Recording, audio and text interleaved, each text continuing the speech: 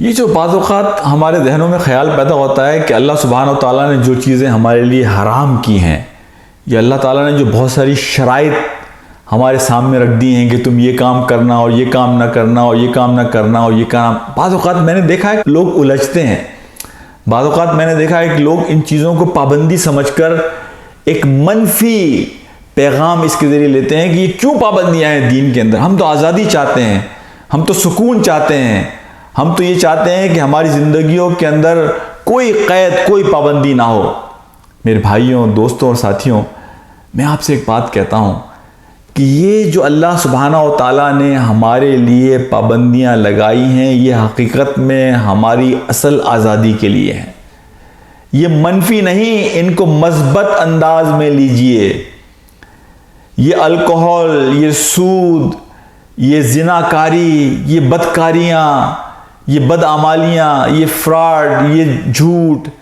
یہ وہ ساری خرابیاں ہیں کہ جو اصل میں ہمارے ہاتھوں اور پیروں کی زنجیریں ہیں۔ اللہ سبحانہ و تعالیٰ ان زنجیروں سے ہمیں آزاد کر کر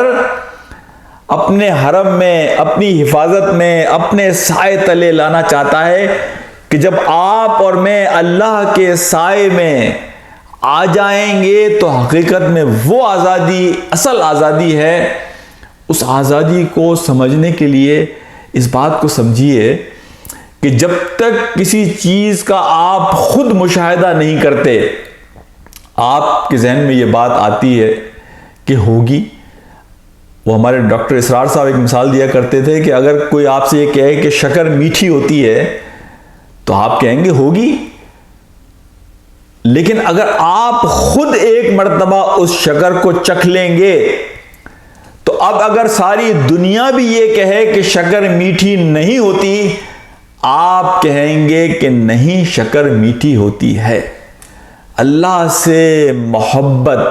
اللہ کے سائے میں آ جانے کے بعد انسان کو جو حلاوت، جو مٹھاس، جو ایمان کا مزہ، جو لذت ملتی ہے، اس لذت کو ایک دفعہ انسان چکھ لے، پا لے، محسوس کر لے تو اس کے بعد وہ اس سے دور جانے کا تصور بھی نہیں کر سکتا۔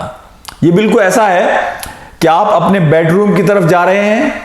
اور آپ بہت ساری حلال اور حرام چیزوں کو چھوڑ کر، پیچھے چھوڑ کر اپنے بیڈ روم کی طرف جاتے ہیں،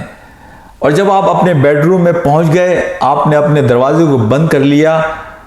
وہ آزادی جو آپ کو اپنے بیڈ روم میں ملتی ہے، ان تمام چیزوں کو پیچھے چھوڑنے کے بعد اس آزادی کا کوئی نعم البدل نہیں ہے۔ آپ اپنے چہرے سے وہ تمام ماسک اتار دیتے ہیں۔ باہر جب آپ انسانوں میں ہیں تو باہر کبھی آپ کو اچھا انسان ظاہر ہونے کے لیے ایک ماسک پہننا پڑتا ہے، کبھی ایک محبت کرنے والا بننے کے لیے ایک ماسک پہننا پڑتا ہے۔ آپ وہ تمام عارضی چہروں کو، ان تمام بہروپیوں کو، ان تمام چیزوں کو اپنے چہرے سے اتار کر آپ اصل میں کون ہیں جب آپ اپنے بیڈ روم میں پہنچ جاتے ہیں، اب آپ آزاد ہیں، یعنی اب آپ آزاد ہیں ہر طریقے۔ تو وہ جو آزادی آپ کو وہاں ملتی ہے،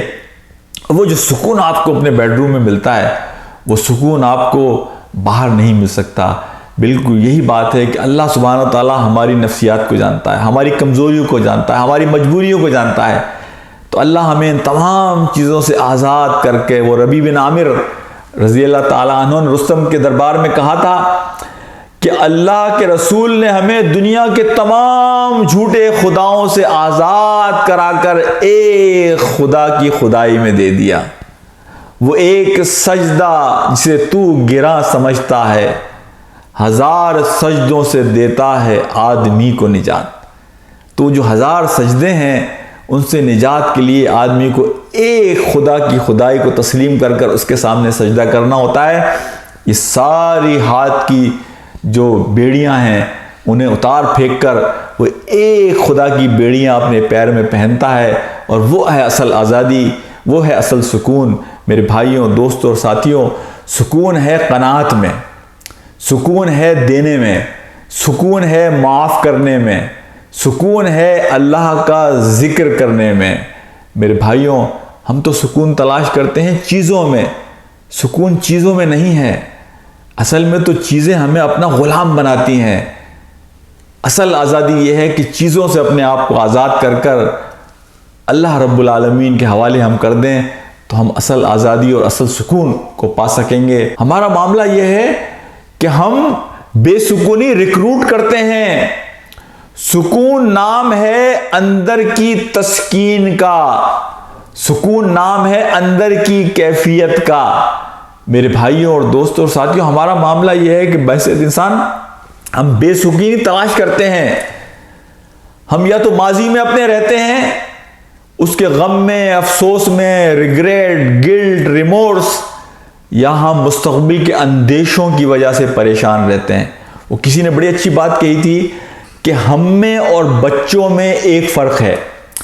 بچہ لمحہ موجود میں زندہ رہتا ہے، وہ جس لمحے میں ہوتا ہے اس لمحے کو انجوائے کرتا ہے، نہ اس کے پاس ماضی کا غم ہوتا ہے، ماضی کی الجھنیں ہوتی ہیں، ماضی کے ریگریٹ ہوتے ہیں، ماضی کے کچھ نہیں ہوتا، اور نہ اسے مستقبل کے اندیشے لاحق ہوتے ہیں، بلکہ وہ جس لمحے میں زندہ رہ رہا ہوتا ہے وہ اس لمحے کو انجوائے کرتا ہے۔ ہمارا معاملہ یہ ہے کہ ہم ماضی کے افسوس، غم، اداسیاں، ناکامیاں یا مستقبل پہ اندیشوں میں ہی الجھے رہتے ہیں، جس کے نتیجے میں اللہ نے جو نعمتیں ہمیں دی ہیں آج لمحہ موجود میں، ہم ان نعمتوں کو بھی استعمال نہیں کر پاتے، ہم ان نعمتوں سے بھی انجوائے نہیں کر پاتے۔ میرے بھائیوں اور دوستوں اور ساتھیوں، ہمارا معاملہ یہ ہے کہ ہم پریشان رہنے کے اسباب اور بہانے تلاش کرتے ہیں۔ اللہ کے رسول صلی اللہ علیہ وسلم کی زندگی ہمیں یہ بتاتی ہے، یہ بات ذہن میں رکھیں، اللہ اور اللہ کے رسول صلی اللہ علیہ وسلم نے ہمیں جو چیزیں بتائی ہیں وہی چیزیں اصل ہمارا سکون ہے، وہی چیزیں اصل ہماری خوشی ہیں۔ ہم چاہے ظاہری طور پر ظاہری آنکھوں سے انہیں نہ سمجھ سکیں، اصل سکون، اصل خوشی انہی چیزوں پر عمل کرنے میں ہے جو اللہ اور اللہ کے رسول صلی اللہ علیہ وسلم نے ہمیں بتائی ہیں۔